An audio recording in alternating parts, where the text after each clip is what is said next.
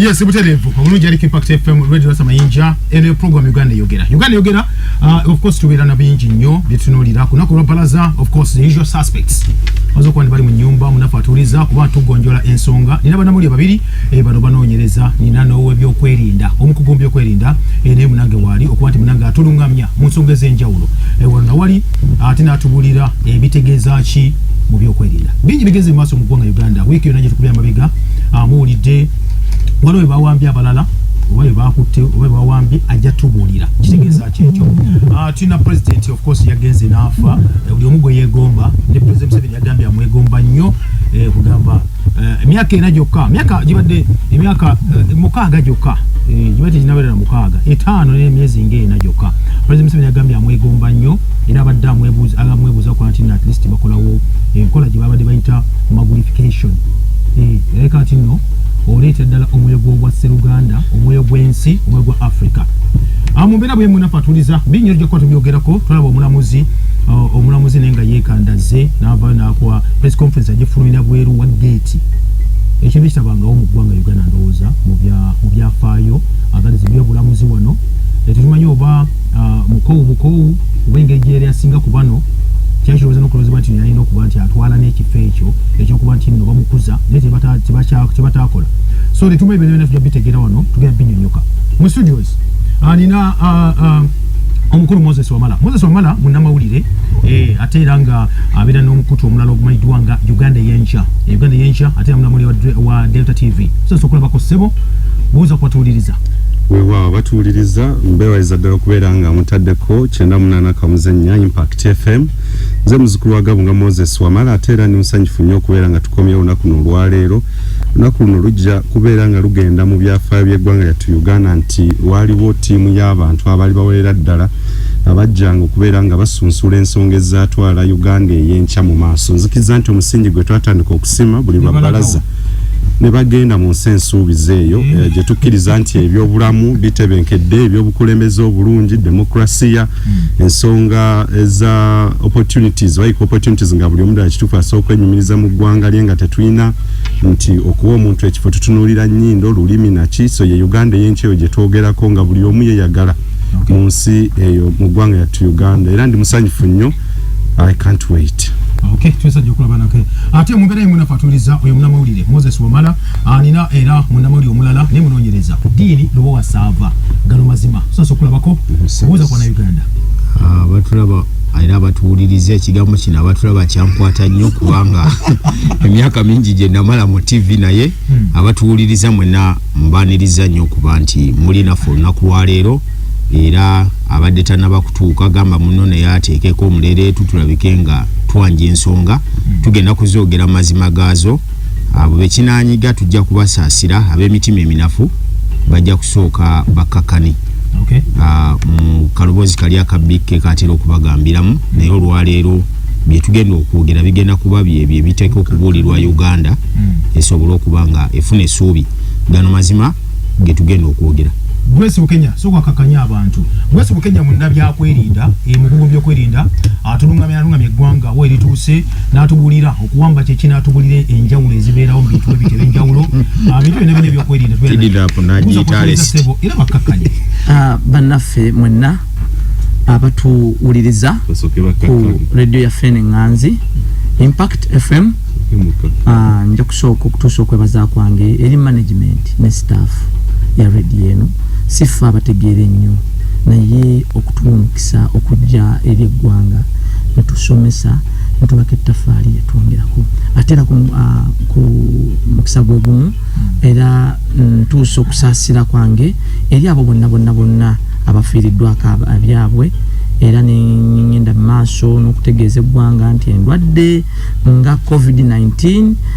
zikyaliwo, endwadde nga siriimu gye ziri bannange mwekuume ate era tusobole okulaba nti tuzimba eggwanga lino ate era tulyenyumirizaamu. Oyo bike wabyakwerinda tujja kutandikira ndoza ku bwana Wamala. Wiki ebadde etya ku gwe twafiiriddwa omukulu that is John Pombe Magufuli. Twaga tunyera olunaku lwaleero twaga tunyera legacy eri bannamawulire isooka ddala ffe tuwa abantu ebintu ebyenjawulo. Tuze tuwa tubuze to abakulembeza abamwanga agenjawulo munsi yonna John Pombe Magufuli yakafuga isanya kimune emyezi najoka agenzi ese mukabidenge yakamane myaka 40 weewaawo okirambise bulungi nnyo nti ku bakulembeze be tulina era ddala kituufu in court abakulembeze bwe twatwogera ku bukulembeze mu kusemazinga wa Africa abakulembeze oba abantu abo aboogera ekintu ate ne bakikola walking the talk abantu abaweereza amawanga gaabwe oba eggwanga lyabwe abaweereza abantu servant leadership Magufuli abadde mu kika ky'obukulembeze tulina ebika by'obukulembeze bingi n'abadde transitional leader not a transactional leader olaba ku semazinga wa Africa bangi nnyo abakozesa ensimbi okubeera nga ate mu kifo ky'okukulaakulanya n'okukyusa amawanga gaabwe bazikozesa ate kugula abantu balala naye abadde transition nti aleetawo ensonga ey'omugundu enkyukakyuka ey'omugundu so nga bwekigere nti bannamu yetuwa ddala kituufu olwaleero ekifaananyi abantu babeera nga oli abadde wa myaka 5 kuva 2015 yajja ku bukulembeze n'afa omwaka gwa 2021 nga bannansi bonna bakaaba amaziga n'Afrika yonna kumpi nga eri mu kukaaba kiragira ddala nti ddala kituufu abadde omukulembeze abasigaddewo mu Afrika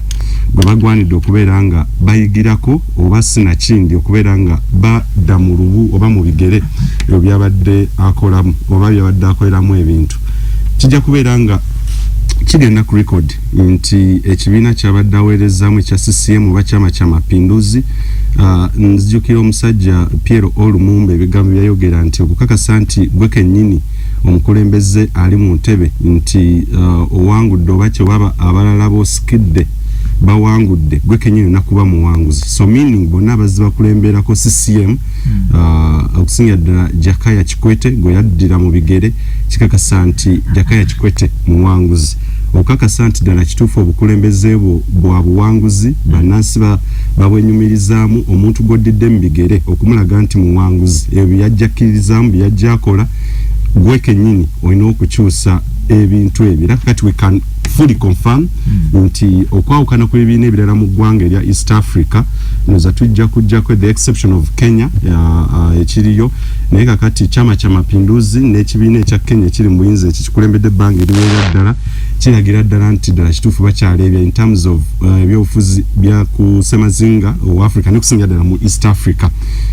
omukululo John Pombe Magufuli gwalese ddala kituufu gugenda ku challenginga abakulembeze abasigaddewo bw'otunuulira wano judge of course mu East African community yabasinga obukulu niwe olaba tweet gye yataddeyo okubeera nga mukungubagira naye nga kugamba nti amwegomba simanyi lwaki byamwegombako Yoweri Kaguta Museveni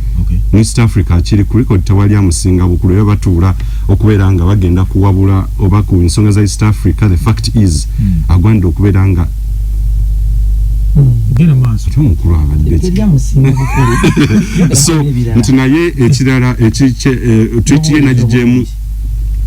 nagijeemu ekintu kimu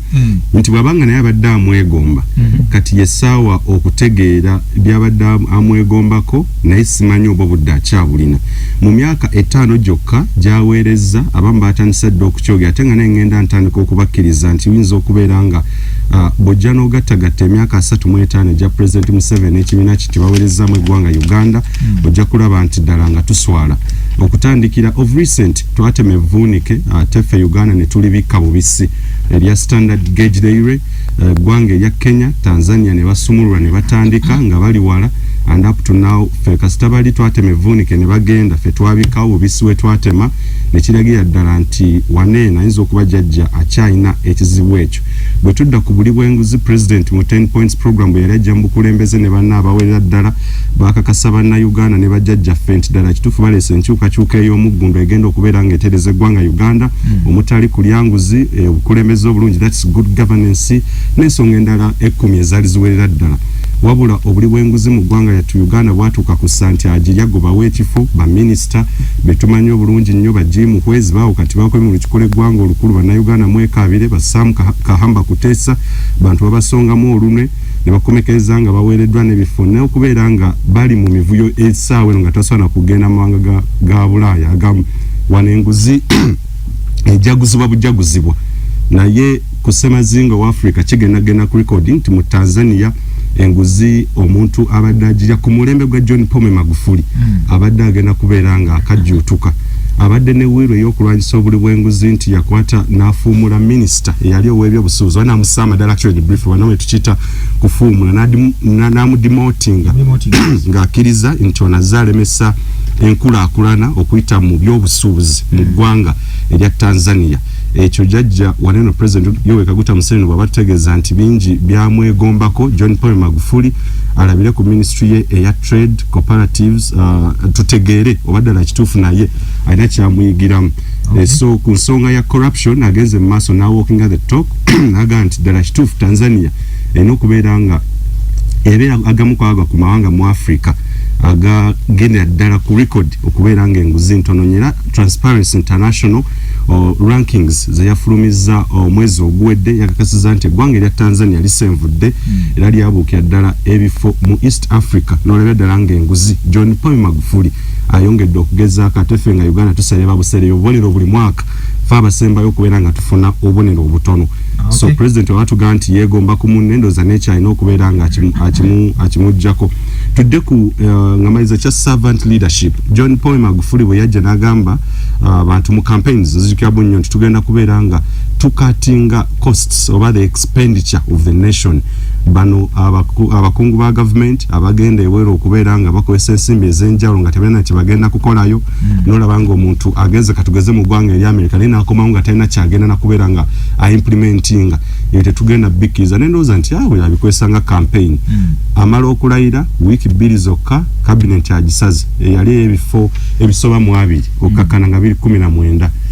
Tanzania tusinze actual population it's on record naye amazima gali nti ffe mu East Africa cabinet ojja kwesanga kyekimu ku ebyo ekifuusa omugugu the burden era we tuba tutunuulira nti ddala kituufu Magufuli tumwegomba ku bingi mu cabinet eno njaga kola President Museveni byatugenda nti amwegombako cabinet ye eyaba ministers cabinet ministers state ministers bayitirivu nnyo be tulina ndoza modeta era ojja kuntaasa ku mukolo so kakati nti bintu bingi nnyo President byalina okutulaga mu kisanja kino bw'aba ddala kituufu akkiriza mu nkola eri ey'okugamba nti he's a servant leader but not a ruler. However, ate we mbanjogera servant leader mba neetema n'engalike kuba yatugamba dda nti ye is not a leader of anyone yakolerera ye lubuto lwe saako n'abazzukulu be n'abaana be. So ndooza John Pombe Magufuli asetinze pace nti ku myaka 5 gyokka kiswaza essaawa eno nga ne mu parliament bakyateesa baga nti emyaka 5 tegimala baleete emyaka 7 bwe giba nga oli akoleddemu 5 standard gauge rero yamutwalira just myezi kutandika fenne vunika yetate matwavunika uvunisi ne tudde wakane twebaka. There is a lot need to be done. Sagala kwongerera kawo nga ngeze wa dini njagala nsooke ngende w'omukulu wa mukulu BK yennyini gwesi Kenya gwe wabya kwerinda Magufuli nga president yabufudde President Magufuli obugenzi kati president yayogedde lunye naga ati no kituufu akoze ebyaddala ng'eggwanga Uganda mugenda kumwegombako biki nga mwe abali mu byokwerinda. Nja kusooka nga omukristaayo okugamba Mukama Katonda mirembe sebene eddiini yange era ndi proud of being an Anglican. Kakati fe nga bannayuganda Africa twafuuka muntu omu ensi yafunda era nga bw'obadde olaba nti ekigo Tanzania kitukwatako ku kigudde wano e Uganda. Oweekitiibwa President Yoweri Kaguta Museveni manyi bulungi nnyo nti olunaku olwaleero ne munnayuganda ali yakimanyi nti olunaku olwaleero East Africa tetukyagibalira ku nsi 3 nga ffe bwe twalinga tukisoma mu lubereberye oba 4. East Africa kati yagendera ddala eri almost mu nsi ezisukka mu 7 naye mu byonna abakulembeze bano babadde batambulira wamu. Omukono ogwa ddyo gwatukutuseeko nga bannayuganda mu East Africa nga ow'omukwano ow'ekitiibwa ennyo President wabaagalwa okutufaako enfa eyekika bwe kityo mukono gwa ddyo mukono gwa kkono sebo gukyayimiridde wera buli omwe agumanyi n'abali mu studio muno wano bagumanyi sijja kumwogera naye ogwa kkono amini ogwa ddyo aguliko era gwe tuyita right man of Africa, East Africa tumumanyi nawe umumanyi ye His Excellency Yoweri Kaguta Museveni ekyo tukimanyi gwe mukono ogwa ddyo ogwa Africa wano yavaawo yetakyalowoleza ku Uganda era bw'oli ebirowoozo bye alumirirwa era akolerera Africa matuzeewo ku kibuuzo kyobuuzizza ebintu bingi nnyo olindeko mwami Bike ani yamutongoza nti Africa kakati ye mukulu waayo sebo mbadde nkusaba omukisa ebibuuzo by'obuuza nja kujja mu maaso awo information tugikuwe otujja kumulamwa kakati ffe nga wano mukulu wamala ayogeddeko ku kya SGR ekya rero yaffe eyo tubadde tuyina essuubi ly'amaanyi nnyo mu nsi eyo mmanyi project egenda mu maaso kubanga olunaku olwaleero lwabadde asayininga olunaku olwaleero singa abadde mulamu kyekino ssebo olunaku olwaleero lwabadde asayininga finally ku ndagaano eyo omukulu oli byakugamba nti eri baatandika naye olwaleero kiri kuliko agende ku Google ajja kiraba nti lwabadde ateekako omukono gwe gwaki however engalo endagala ennamu teziggwa mu lusuku era namuddira mu bigere project egenda ku maaso kati betuyinza ennyo nga bannayuganda okuyigira ku mwami oyo okubeera obulambulukufu obukulembeze obujjuddemu obulambulukufu mu nsonga zonna ez'okulwanyisa obuli bw'enguzi mu nsonga z'okulimirwa omuntu wa wansi mu nsonga mpozi twayawukanyamu kaawo muka covid naye era n'okwawukanamu mu covid era walaba n'engeri gye yali akwatamu ensonga ze era nga naye ensonga y'ebyobulamu agitadde ku mwanjo bwe yatuuka n'ekiseera n'agamba nti naye Katonda yasinga byonna era ajja kutukuuma atuyise mu mbeera eno of which ekibaddewo ebyenjigiriza TZ omwami oyo emyaka 5 gyakoze aba TZ olinze mbadde nnyo n'obuweereza ku University of Makerere aba TZ nga bangi nnyo naye bwe yajja mu bukulembeze ebyenjigiriza abaana aba TZ ku University of Uganda basalika ebitundu almost 9 ku buli 100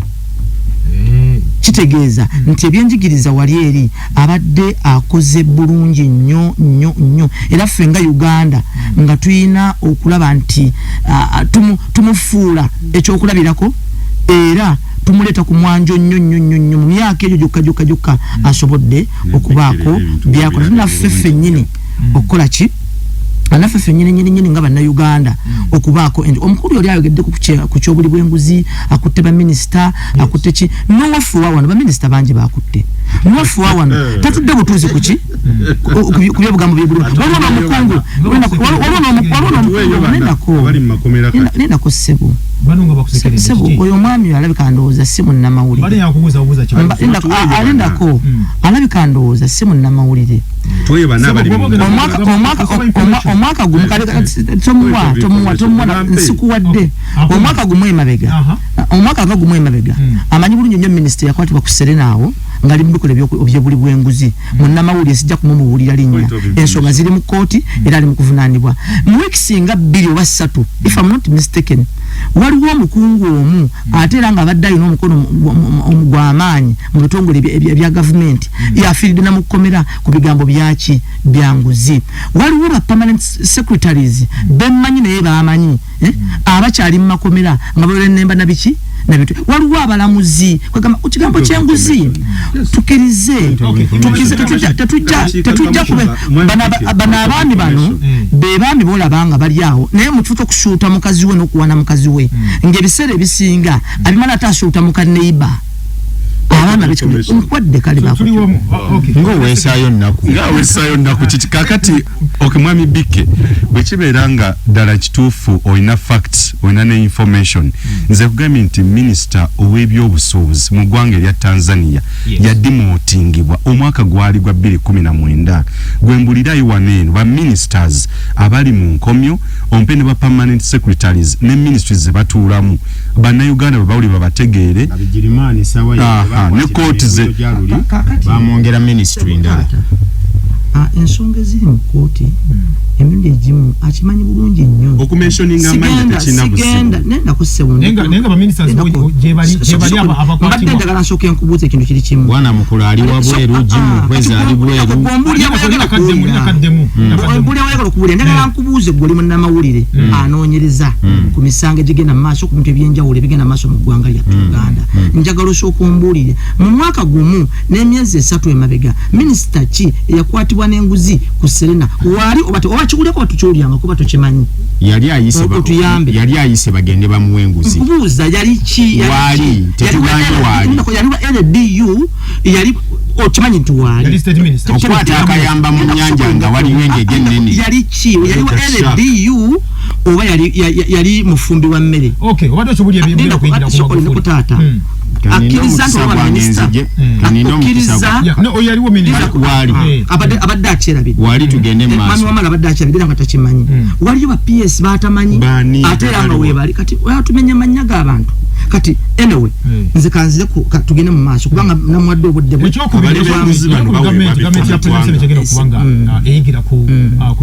kati mbadde nkulaga nti mbadde nkwadde ebyenjigiriza nenkuwa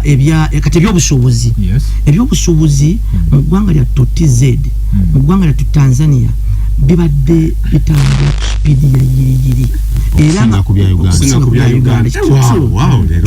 ku speedi eya yiriyiri okusinga naye ate nga naffe wane Uganda tetuli buki tetuli bubi nga tetuli bubi olw'ensonga nti waliwo ebintu ebimu ebitukugira bali batuuka ku guyanja semayanja ffe tetutuuka ku guyanja ki semayanja afune erinnya lyatuwa netusokonneko kakati ebintu ebimu mbadde njagala nkuwe nti wano naakoze bulungi olw'ensonga bweti naakoze bulungi kati aleme kukuba ngoma nakujaguza however nga tuzireyo ku mulamwa TZ mu byobusuubuzi ekoledde ddala bulungi nnyo mu myaka 5 okukirako eggwanga lyattu ki eggwanga lyattu Uganda nja kujjewa tuli bubi mu myaka 5 bwana Bukenya agambye mu gavumenti ya Savinga mu myaka 5 ti Tanzania yakoze bulungi okusinga ku Uganda myaka 3 mu mukaaga nziwadde myaka 5 si myaka 3 mu ojigaliza ku myaka 3 mugambe mu myaka 5 mabega waliwo nona twali ebintu ebiseka tinge ebyenjigiriza twakubira waggulu nnyo netubegomba kati naye mu myaka 5 ebyobusuubuzi bakozeeko okukirako bakoledde ddala kale kangende wa dini sajja bali mu middle status income lwaki biki ebiganye bitula mu ggwanga Uganda betwalikoze nafe okuba nti maybe Tanzania yabadde nga yetwegomba nga sife tugyegomba Uganda we yatuuka yafuuka ng'omukyala gwe njagazisa ekyokulabirako kino nga bw'onoolaba Namagoye n'omusanga ng'ate agenza okugula ebizigo ebyokweyerusa ye Uganda yaffe gye tulimu anti kakati ate bw'omusanga ng'agula ebizigo ebyokweyerusa kakati olwokuba kubuzaabuza oba okitegeera abaali mu kumuyisa biseera tetuyinza kubeerawo wano myaka 36 nga kyetusinga okukola ennyo buli mwaka gw'ebyensimbi kwe kwetuumako amabanja omusajja Magufuli omugenzi kati mukama amuwummuza emirembe gyali wulirizayo asobodde okwisitula ekonome y'eggwanga lyabwe nga talisabye looni n'emu genda okikebere ku likodi tasabye looni n'emu n'ekyatuuse okumussa kwe kulaba nti Magufuli abadde atandise okufuuka another Mugabe in Africa olw'ensonga nti engeri gy'abadde akwata ebintu bye abadde teyeeguya muzungu sinaba kugyetaaga kuba byenjogerako kati obwedde ebibyo byogera nga oli mu kwesiiga bizigo byo kati nange ndeka nkole ebyange essaawa ya leero Magufuli ye musajja agenze ku rekodi nti ekisanja kye kyonna kimazeeko nga talina nsi ya muzungu gyakyaddemu ekyo bwana Bukenya agenda akikebere nakyo ajja kugamba olimba bo wano we boononera ssente zaffe nga bazitwala mu mawanga g'abazungu ne bazibagobya nozibagobya nti ezo muzize yeewamwe muli bubi kuba nzijukira nti waliwo n'omwaka Mwami Museveni lwe yagenda okwewola ssente mu ggwanga erimu ne bamugamba nti naye ate gwaze okwewola wano ssente ng'ate ewamwe tulabayo omu ku bannabyabufuzi ewuwo oba citizen ewuwo nga y'omu ku bagagga abasinga wano ssente ozaagazaaki yali omugenzi John Sebana Kizito yamulemesaako okwewola ssente mu ggwanga lya Sweden agenda akebere nakyo ku rekodi gyekiri afune wanotinga notice ezo ekirala nti Mwami Magufuli Uganda ekyalina okusomera ku Tanzania kinene nnyo kubanga era bw'oba otunuulidde Chama cha Mapinduzi yali okuva lwe yatandike okuvira ddala ku mulembe gwa Julius Kambarage Nyerere ekiri mu Buyinza ye musomesa w'abasajja bano bonna abali wano mu East Africa ng'osinziira ku jama police ye kati Mwami Museveni bw'abaddamu okugamba nti abadde ate yeegomba Magufuli byakola alabika yazzeeyo yeerabidde neerabira nti ate abadde ku notisi z'oli tica we kati ate Nyerere kati ate n'omwana azze naye n'atandika ate omumusomeseza kuba era kya bulijjo osobola okuddayo n'owajjajjaawo n'omugamba nti akati oluzungu lwe twogere ennaku zino lwe luno lukyuseemu abaali basoma buli bu Nilotics ne baluggyako kati n'omuleetera ebirala kati Mwami Museveni byasobolera okwongera okwegomba ku mugenzi Magufuli nti kibadde kimukwasa ensaalwa ng'alaba wano baminisita ababe babba naye nga tasobola bagambako ng'alaba baminisita wana soko mpulirize kakati nakulese n'osooka otulimba kati kankuwe facts olwaleero otegeere omwami gwoyogerako gwogamba minisita gwe baakwata mbu yali alina omuntu gw'ayagala okuggyako ssente enguzi gye twogerako yeno esinga obukulu bakuwadde ssente ez'okukola oluguudo baleese ssente eza Gavi Fund mwe ne muzeegabanya Jim Muhwezi simanyi bwana ni mukula ne bannenga bwe baali ne beegabanya ssente zaabwe ne bagenda nazo okiwulira ensonga zani z'omukulu byanda era mwazifutyanka mwamuvunaana zakomawa yali ki yali akola ki mu government yali ngani bwana Bukenya enguzi gye mubbidde mu myaka 35 dakyali mulamu ffe katukole ekyenjawulo tulali ku myaka 5 gy'oli tunula yolabe gwensongerayo Magufuli gwe yagambye nti baamukutte ngabbye n'amwongeza n'ekifo mu kabineti naye wane waffe President njagala obategeeza emyaka 5 gy'abaze emabega ku musango ogukyali mu ggwanga erya America gwe bavunaana Mwami Kuteesa President Museveni amaze ebbanga nga takiikana mu lukiiko lwa UN nga batumayo Mwami Rugunda yagenda n'atukiikirira ekyo bwe kiba tekiri ku likodi bakirete tulabe bagenda tulina okumanya tulina confusion eri wane waffe nga bonoga nti tufumbye omugoyo ate ne bajja bagutabika mu katogo kakati bye tuli mukola mu ggwanga lyaffe nti waliwo ekitongole ekya IGG ekirina okukwata abakenuzi n'ebirala byonna ekyaleetesa anti-corruption unity kyaki okyogeddeko tujje okyawuliriza programu Uganda Yogera program Uganda Yogera tuli fena munafa tuliriza mu studios nina that is omukogombya kwerinda Grace Bukenya mwali mu studio tubuli ensonga ez'enjawulo I think of course tubuli ali government yero wetuuse kuba government ya savinga jakoleramu nina muna mawulire dini lwa sava yes gano mazima nina muna Moses Wamala bakolera nga mutu tulugunya ebibyo okay nganda bagina ku kyamulamuzi esa kisachi eyekandaze kwekandagga okuba nti yavudde weyazina tugamba tino kyatalabangako yakirabyeko muli okusogendera mu kisaawe ekyobyobulamuzi kino kitegeeza ki eri mmwe bannabyakwerinda okuba nti nno esiga eddamuzi eraza okuba tirinyimwa oba terikyateekebwa mu kitiibwa nga omulamuzi weyagambye kisaaki kakati okwawukanako n'ensi endala bannayuganda abatulaba era abatuwuliriza kuba ni wano waliwo abatulaba nja kusooka nze ŋŋambe nti ensobi yakolebwa mu lubereberye obutanoonyereza abalamuzi bonna nga bagenda ku level ya Supreme Court balina okunoonyerezebwako nnyo asomye kutuuka wa courses kizakoze kichenyo kyakiririzaamu bebavaawo oluvannyuma ne bateeka mu bifo ebyaki ebyobuvunanyizibwa okunoonyereza kwetukozeko kutono ennyo nze ndaba tewaaliwo nsonga lwaki ekintu kyo kyatuuka ku ssa eryo kubanga kyali kisobola okumalibwa ku levo yaabwe ate nga gano ge gaali amazima abalamuzi bonna omwenda buli omu bw'akola ensala ye kuba buli omu bw'amala okukola ensala ye agitwala ewa Chief Justice for endorsement oba okubeera satisfied bw'amala okubeera satisfied oluvannyuma kyova olaba nti baclerks bano bo bajja na mikono myereere baclerks bazireeta okuzijja eri mu ofisiyani ya CG naye bwekabanga oba waaliwo ekitatambudde bulungi omulamuzi ono ate n'abeera nga yali asoma ate ensala endala eyali ku kompyuta ye nga teri satisfied okuva ewa CG ekintu ekyo kyova olaba nti bo abamanyi amateeka baatambula ne bavaawo kali kabonero akalaga omulamuzi nti ekintu kino kyogenda okukola oba kigenda okugenda mu maaso ffe ng'abalamuzi ne mu nsi y'obulamuzi si kituufu however omulamuzi najja n'akolera ddala akantu akasembayo okweyambula mu lujjudde Kyagulanyi nno atomezza abantu bangi omusango ogwo oba embeera ye oba okwemulugunya kwe n'akutwala mu kye bayita public court y'abantu tuva nti yafuluma ebintu by'ekkooti biringa bya mumaka yafuluma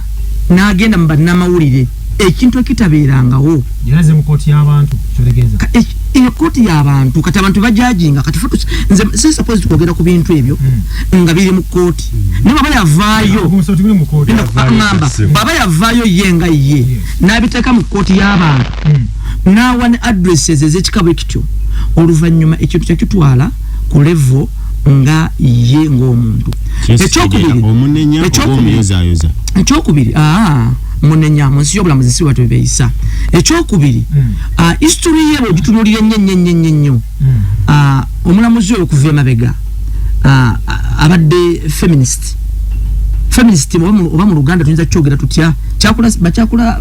abakyala abagamba nti nedda omusajja kyasobola okukola naffe tusobola okukikola abakyala b'ekikabo ekityo bawamba nnyo sho nga bwolaba Nyanzi ze gurupu kakati muli okuba nti ye mukyalo omulamuzi eddoboozi yosanga bambi yayagala lifuuke ery'enkizo oba ery'enjawulo eri ku kyabangi okkakkana nga akoleddemu ensobi ezitakolwa mu nsi ey'obulamuzi kati nze ng'omuntu nkivumirira naye nesiga eggwanga lyange ntitambula ku nkola y'amateeka era ekyo bajja kukimaliriza bakituddemu nadda olubuzi kikyawedde kineetera abantu okuba nga bakyesiga kooti ate lwaki nedda ezo ensobi zibeerawo obutakkanya bubeerawo kati kangezera obusikkanya na mukazi wange enkeeranga nnoba oba yenga anoba obutakkanya bubeerawo naye tubugonjoola ne buggwawo nze ndowooza ekitongole ekiramuzi obwo mbuyita busonga bwa Uganda ne Rwanda omuzino gwene wamala kubeere bwana Moses abantu bakyalina essuubi mu kitongole ekiramuzi ku kyetwalabyeko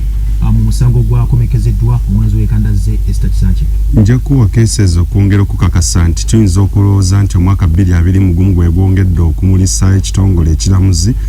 guyinza okubeera nga ekitongole ekiramuzi actually trust mu arms of government esingira ddala bannayuganda baali bazijjamu dda obwesige number 1 nti bwe tuba tulowooza nti ekitongole kyokka ng'ekiramuzi soke tutunuulire the fountain of honor appointing abantu bano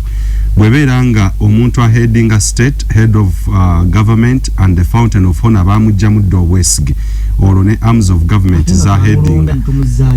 akakiiko ka byakulonda bye kayogera simanyi abalina statistics abalala bye boogera naye bingi nnyo bye tuyinza okubikula naye bitajja kuva mu debate and so the fact is bannayuganda tebajje kitongole kiramuzi mu mwaka guno trust amazima gali nti yali yavaawo dda olw'ensonga nti omuntu ono azaaba appointinga bw'abeera nga bamugjamu dda trust abasinga ng'olaba bamukubamu ebituli so esawe nja kugamba nti kinza okubeera nga ekyo kibuuzo kya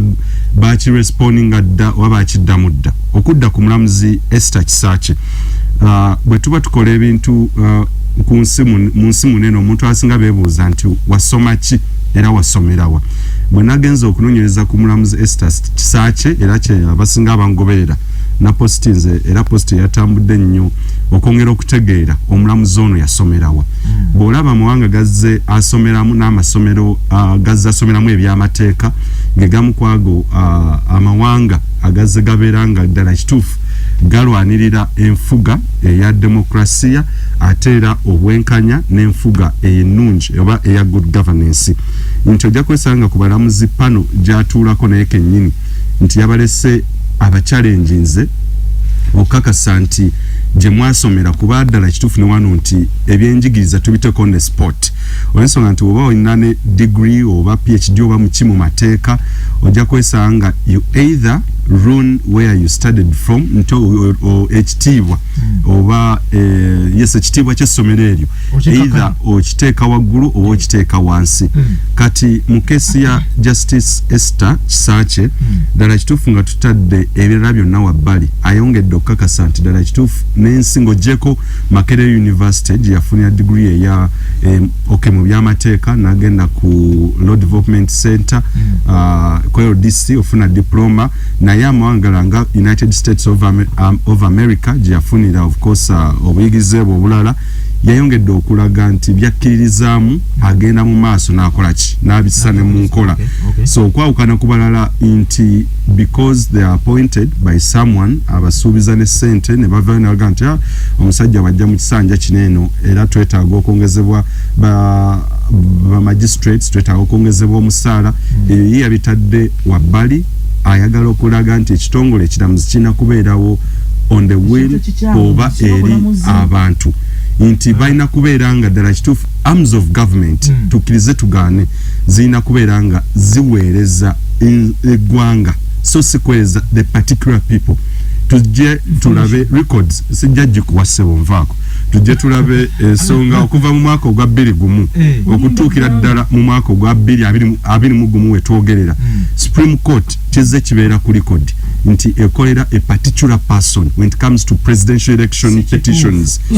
gemazima bwe the Supreme Court olwokubacha badde jjawangula information kagituwe olwokubacha badde jjawangula kyogati na kituufu omwami wa mala byabadde ayogera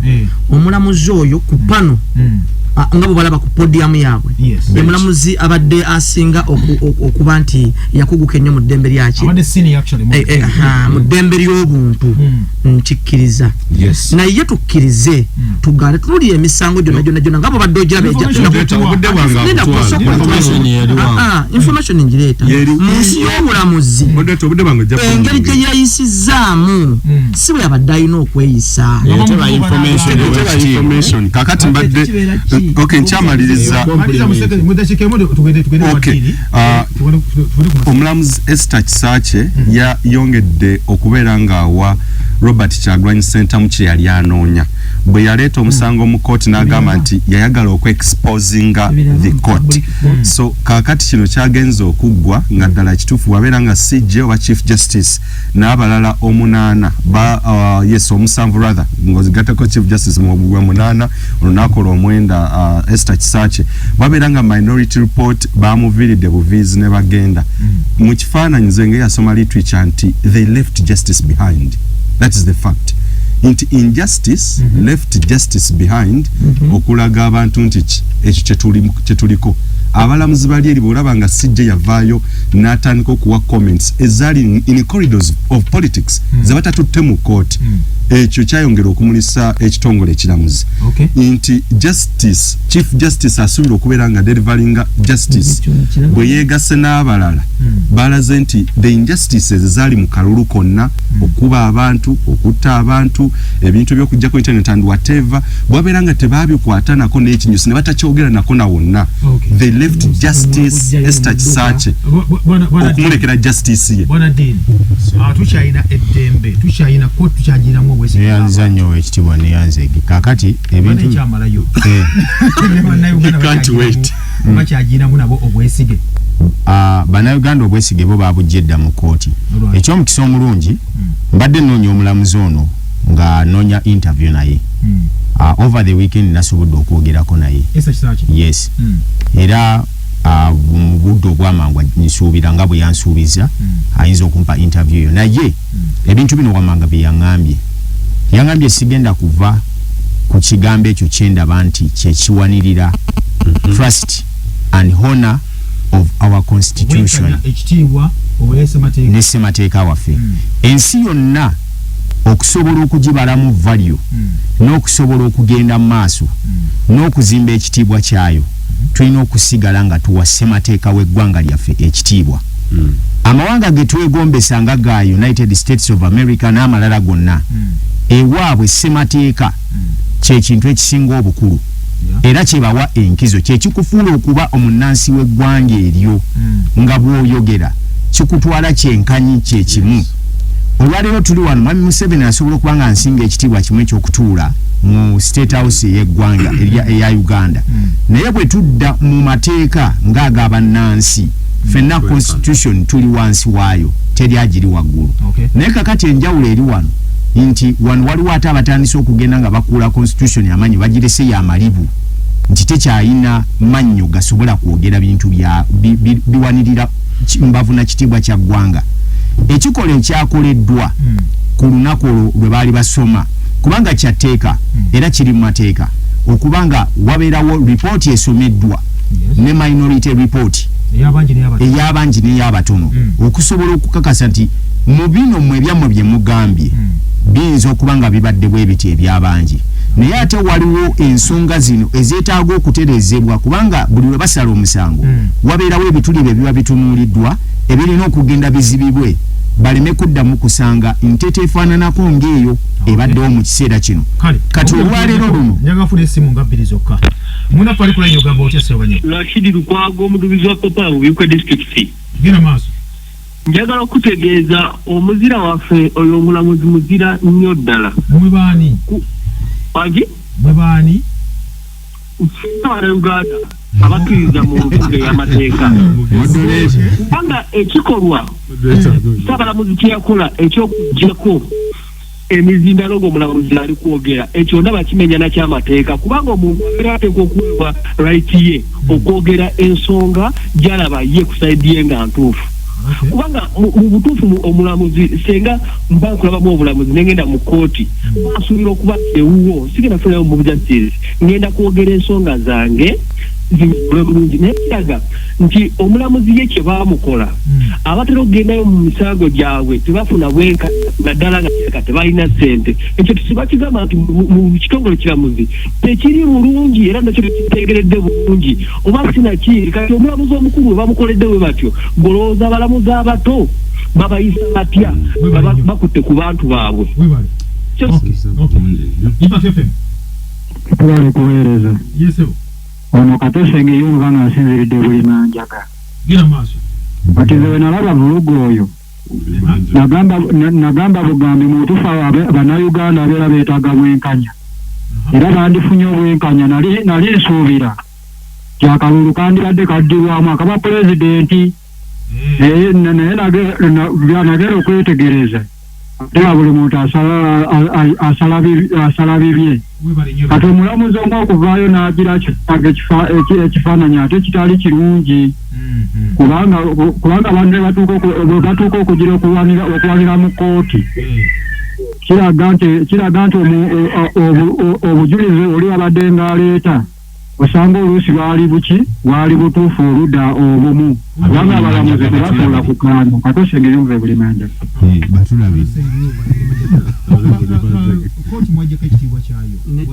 nedda ssebo abantu abasinga ebintu babitandikira ku bogedde bikyamu babitandikira ku ntikko kiki ekyaliwo bandulendira bo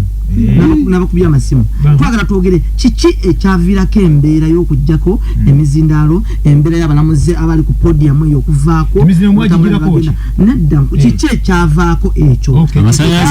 ebintu ebyali bigenda olumu okusomebwa abalamuzi bagenda okujja ku podium bali tebali on the same page. Kati ne ono ensala kyayita girina ate nga ayagala okuwa ensala etali endorsed oba etali certified. Atenga file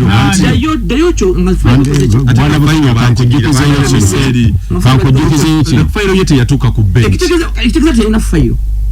Ani yajilemesa tuko. Podium ekitegeza ina file. Yes or no? Yatutegeza Chief Justice yalemesa file yokutuka. Yes or no? Te yajirina Chief Justice buli yatugamba yajilemesa. Kyovudanga nkugambye nti byaddeyo mu kkooti y'abantu yali agenda kusoma biki. Ekintu kyaliwo ekiti ye yagamba nti siina file yange Chief Justice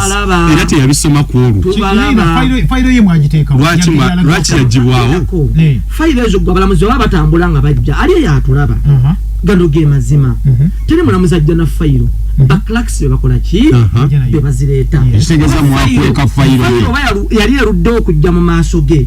Bandi badde badijaaninga. Omulamuzi asukafuna fayiro ye